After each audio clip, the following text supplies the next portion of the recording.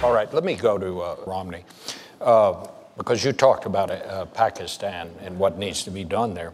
General Allen, our commander in Afghanistan, says that Americans continue to die at the hands of groups who are supported by Pakistan. We know that Pakistan has arrested the doctor who helped us catch Obama's bin Laden. It still provides safe haven for terrorists, yet we continue to give Pakistan billions of dollars. Is it time for us to divorce Pakistan? No, it's not time to divorce a nation on earth that has 100 nuclear weapons and is on the way to double that at some point. A nation that has serious threats from terrorist groups within its nation. As I indicated before, the Taliban, the Haqqani network.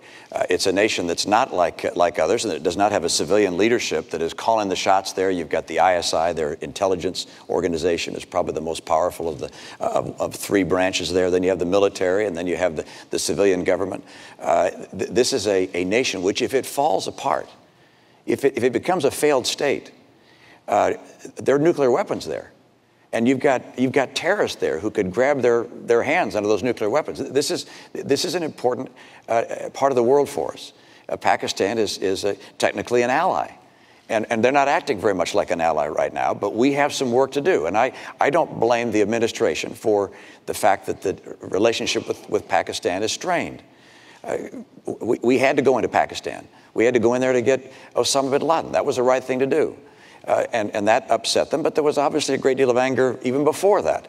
But we're going to have to work with the people in Pakistan to try and help them move to a more responsible course than the one that they're on. And it's important for them. It's important for the nuclear weapons. It's important for the success of Afghanistan, because inside Pakistan, you have a large group of Pashtuns that are Taliban. They're going to come rushing back in to Afghanistan when we go. And that's one of the reasons the Afghan security forces have so much work to do to be able to fight against that. But it's important for us to recognize that we can't just walk away from Pakistan. But we do need to make sure that as we send support for them, that this is tied to them making progress on matters that would lead them to becoming a civil society. Let me ask you, Governor, because we know President Obama's position on this. What is your position on the use of drones? Well, I believe that we should use any and all means necessary to take out people who pose a threat to us and our friends around the world. And it's widely reported that drones are being used in drone strikes, and I support that entirely and feel the President was right to up the usage of that technology and believe that we should continue to use it to continue to go after the people who represent a threat to this nation and to our friends. Let me also note that, as I said earlier, we're going to have to do more than just going after leaders and killing bad guys. Important as that is, we're also going to have a far more effective and comprehensive strategy to help move the world away from terror and Islamic extremism. We haven't done that yet. We talk a lot about these things, but you look at the record. You look at the record of the last 4 years and say, is Iran closer to a bomb? Yes. Is the Middle East in tumult? Yes. Is Al-Qaeda on the run, on its heels? No. Are Israel and the Palestinians closer to reaching a peace agreement? No, they haven't had talks in 2 years.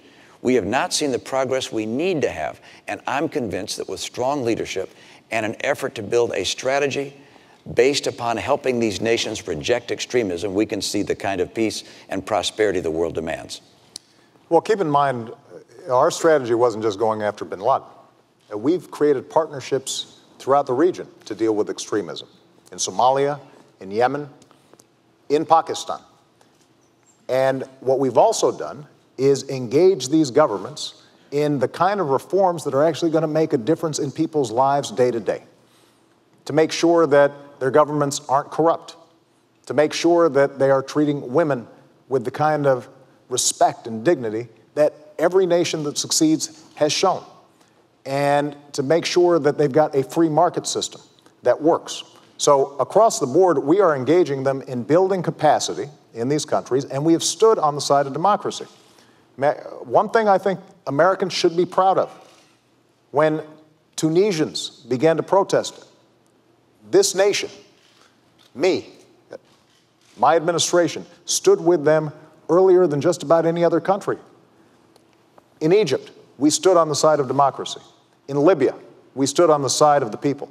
And as a consequence, there is no doubt that attitudes about Americans have changed. But there are always going to be elements in these countries that potentially threaten the United States. And we want to shrink those groups and those networks, and we can do that. But we're always also going to have to maintain vigilance when it comes to terrorist activities. The truth, though, is that al-Qaeda is much weaker than it was when I came into office, and they don't have the same capacities to attack the U.S. homeland and our allies as they did 4 years ago.